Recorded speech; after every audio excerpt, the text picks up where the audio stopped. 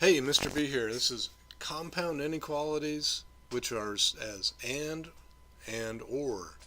Your vocabulary for this one is knowing what a compound sentence is, an intersection, a union, and knowing the plus minus notation. So you definitely want to read through this, take a look at the graphs, that's part of the information. Take a look at the compound sentences and the compound inequalities. Make sure you know what they mean. Intersection is in the tan box down here, and that's said as you go through the writing. It's A intersection B, and that's the set of elements that are in both A and B at the same time. You know, the ones they share. Union is the set A and B, written as A union B, and it's a set of elements that are either in A or B or in both. So it's all of the elements involved in both sets. There are some examples in here, and I'm going to go through those examples, or some examples like that with you. Work through them with me. Go through the examples in the book as well. Make sure you understand how this works and how we might do it. So example 2 is a little bit longer about tetras, and then describing intervals. And again, we're familiar with intervals because we used it to describe the window on our graphing calculators. It's from the minimum to the maximum, and it's all the values in between. So when we look at intervals, that's what we see. Another one is this plus minus notation. Take a look at it, see how that represents an interval also. We might have to solve inequalities with either an and or an or statement, so either an intersection or a union statement, and we need to know how to represent those solutions once we've done that. Your assignment, it's covering the mathematics, covering the ideas and applying the mathematics. Go through it, make sure you've got the vocabulary down. If you have questions, ask and talk to people.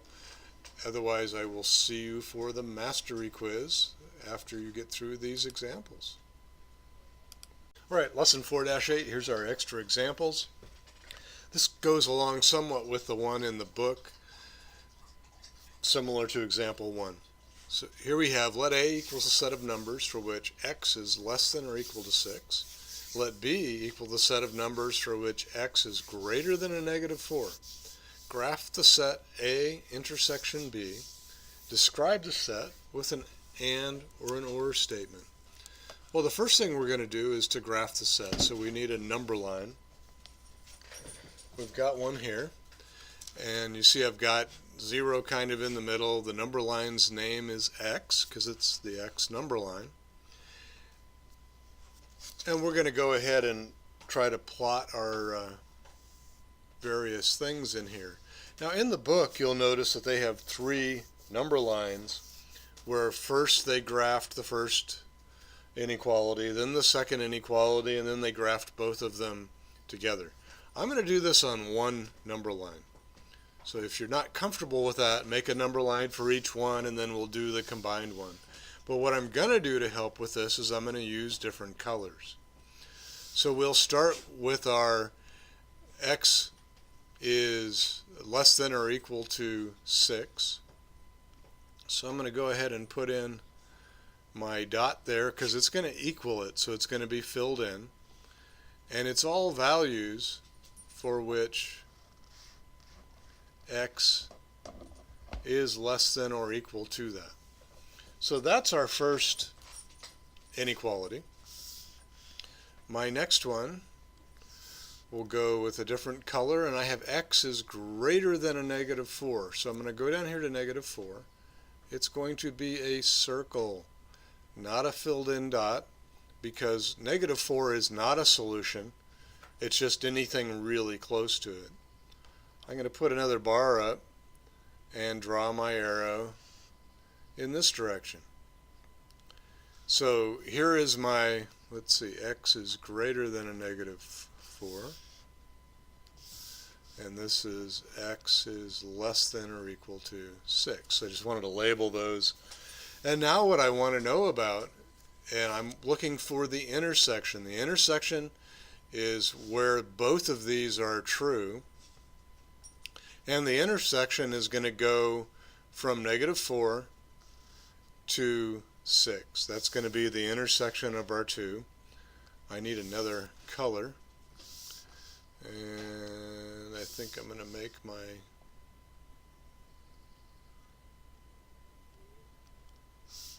pen a little bigger. So I'm going to go from here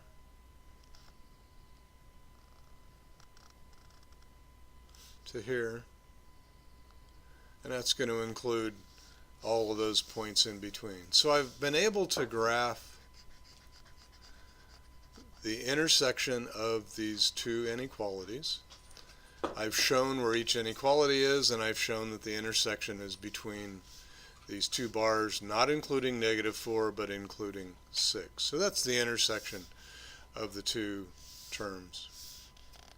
Next, I'm going to look at, it asks us to describe it with an and or an or statement. And in that case, this is the set x, which is x less than or equal to 6, and it's an and statement, not an or statement. X is greater than -4. I could write this as a biconditional inequality. That's not what they asked us to do here. They asked to describe it with an and or an or statement, so I described it with an and statement. I could also write this as -4 is less than x, which is less than or equal to 6. This describes an intersection. So x is greater than -4 and x is less than or equal to 6. This is my biconditional inequality that describes the intersection of the two equations. Here's our second example, extra example for 4-8. And in this one, we have that Anita has 3 recipes for making brownies. The first recipe makes 4 servings, the second makes 8 servings, and the third makes 12 servings. Anita knows that it is not recommended to scale a recipe either up or down beyond 4 times its original serving size. If S represents the serving size, then the first recipe serving size scaled interval is 1 is less than or equal to S, which is less than or equal to 16. The second recipe serving size scaled interval is 2 is less than or S, which is less than or equal to 32. And the third recipe serving size scaled interval is 3 is less than or equal to S, which is less than or equal to 48. And it now asks which interval satisfies all 3 recipes. So we're trying to find what's going to work where all 3 could be in it. We could make the graph for this, in which case we'd go ahead and we're going to make a number line. Everything here is positive, so the beginning of our number line is going to be 0. There's no reason to have a negative number. So I'm going to go ahead and get a tick mark here. My maximum tick mark is 48. First recipe makes 4, so I've got 1 through 16. So I've got to cover quite a bit of ground here.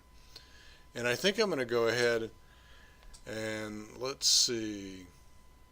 What kind of an interval, what kind of a scale do we want to go with? Let's go with 4. So 4, 8, 12, 16, 20, 24, 28,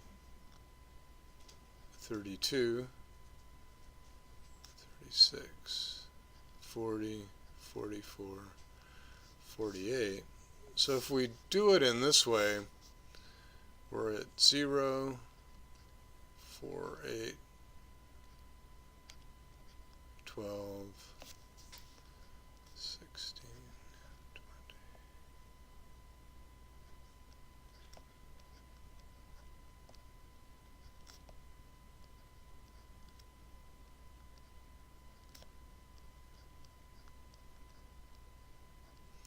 Okay, so we can begin to do some of the intervals here.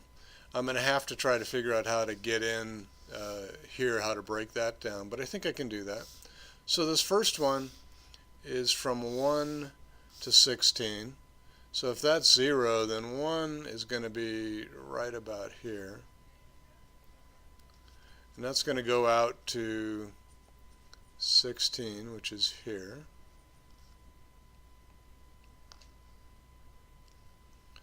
So here's my first interval.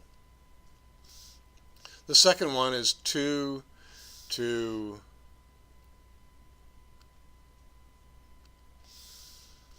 32, and 2 is going to be about halfway here, and that's going to be 2 out to 32.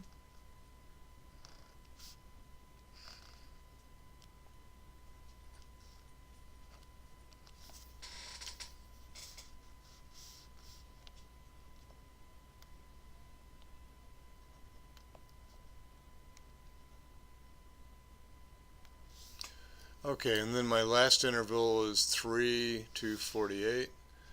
Go ahead and get a different color in there. And so 3 is going to be right in here. I've kind of been squeezing them together. 3 to 48. And 48 is included in that.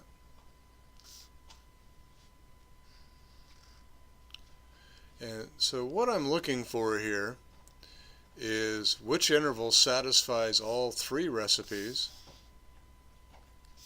and that's the interval that is going to include where they all overlap. It's the intersection of all 3. So where they begin to intersect going up is at 3, so it appears that 3 is my low end, so 3, and it can include that because they all are included into that, is less than or equal to, what was the name of this number line? S. Sorry, I didn't name it. S number line. So 3 is less than or equal to S, which is less than or equal to, and now I've got to go out to what's the maximum where all 3 are included. Well, that takes me out to 16, because beyond that I drop off the first interval, and everything else is in there, so that's going to be my maximum point, will be 16. So here's my representation for the question of which interval satisfies all 3 recipes. Now I could have done this as 3 or 4 separate number lines. I choose to put them in and overlapped. You'll notice I use different colors, so you might want to use different colored pencils to go through this to make sure you can clearly distinguish between the various examples. Okay, this is our third example for 4-8. We're solving for and graphing for -5 is less than 3x minus 8, which is less than or equal to 1. This is a biconditional inequality. We have a couple of ways to solve it. I'm going to go through both of them. The first one is to split it into 2 inequalities. -5 is less than 3x minus 8, and also 3x minus 8 is less than or equal to 1. What I'm going to do here first is -5 plus 8 is less than 3x minus 8 plus 8. So I'm adding 8 to both sides because I'm trying to isolate the x.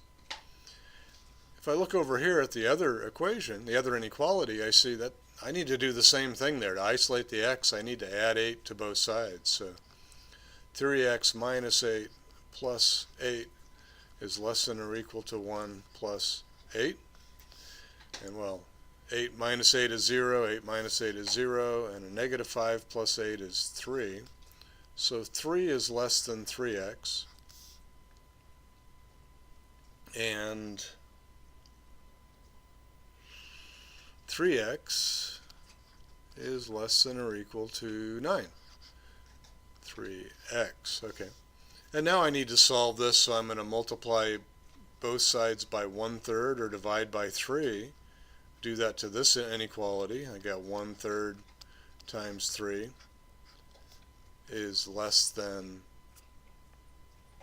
1/3 times 3x, and here I need to do the same thing. 1/3 times 3x is less than or equal to 9 times 1/3.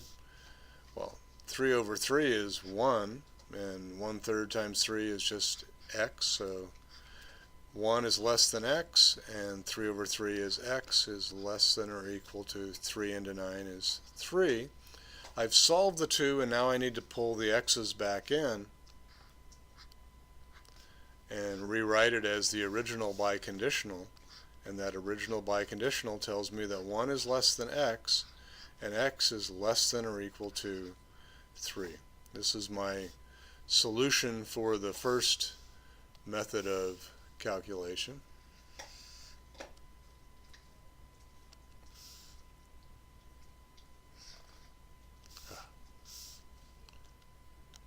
Let's go through it a different way. I want to grab this.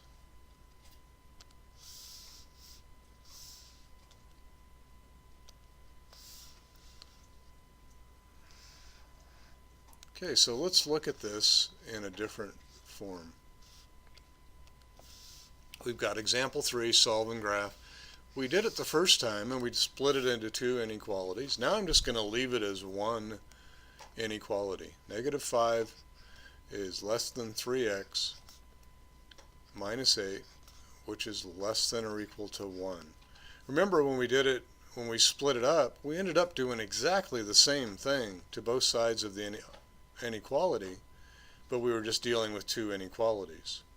So in this case, I'm going to deal with it as one big biconditional. I'm going to add 8 to both sides of the inequality symbols. So -5 plus 8 is less than 3x minus 8 plus 8, which is less than or equal to 1 plus 8. What I do to one part of the inequality, I have to do to every part of the inequality. And I get 3 is less than 3x, which is less than or equal to 9. Now I multiply through by 1/3 or divide by 3.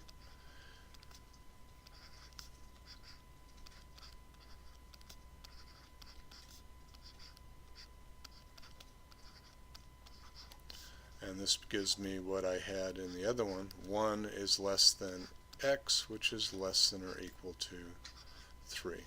So here is our solution. We've done this now 2 different ways.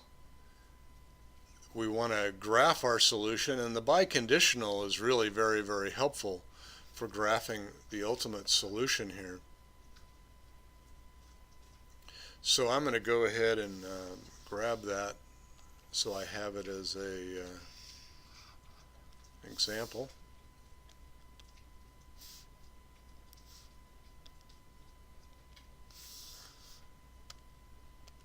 Open another window.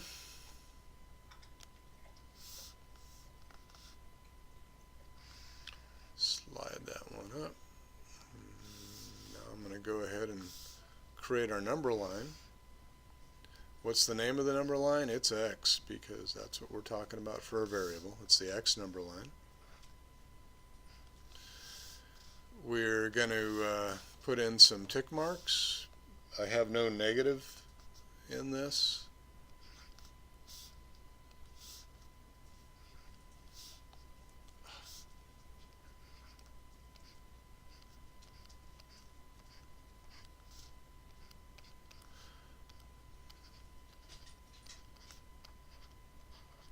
And so my interval is going to be from x is greater than 1, so 1 is not included. I put an open circle there.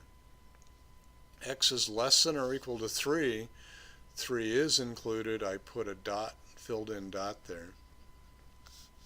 And then I'm going to go ahead and make a really dense line in between those two to indicate that this is my solution.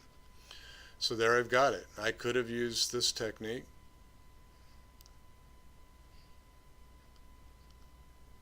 to indicate my interval, the open circle indicating that it's not included.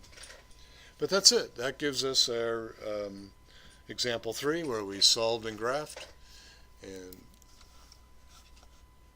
I'll head on to example 4. Okay, one more example here for 4-8. Example number 4. This is an OR statement. We want to solve for 5z minus 4 is less than z, or 7z plus 18 is less than z. We need to solve both of these individually and then see what is the shared regions. Since it's an OR statement, that means it's a union. So it's going to include everything from both of them, but what is that? So we'll take a look at it. And so for 5z minus 4 is less than z, we add 4 to both sides of this. We get that 5z is less than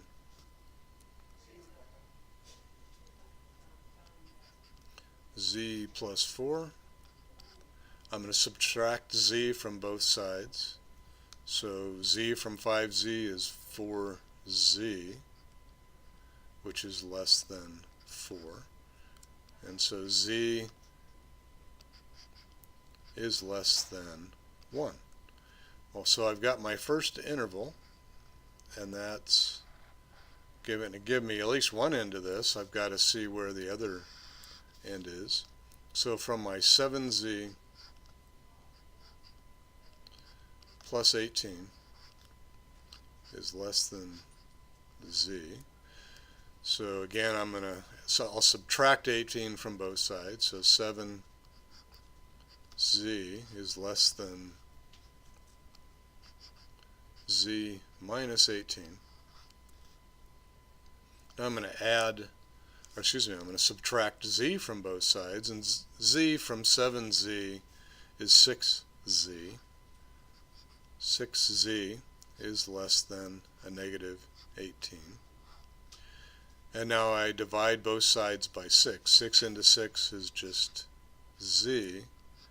And 6 goes into negative 18 a negative 3 times.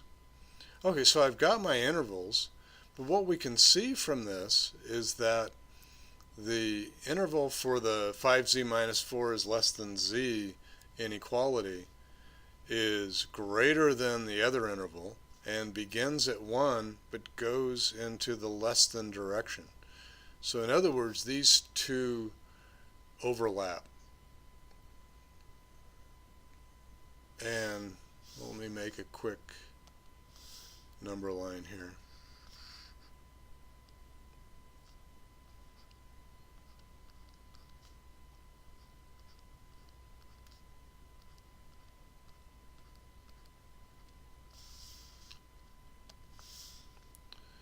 And we'll put our 0 here.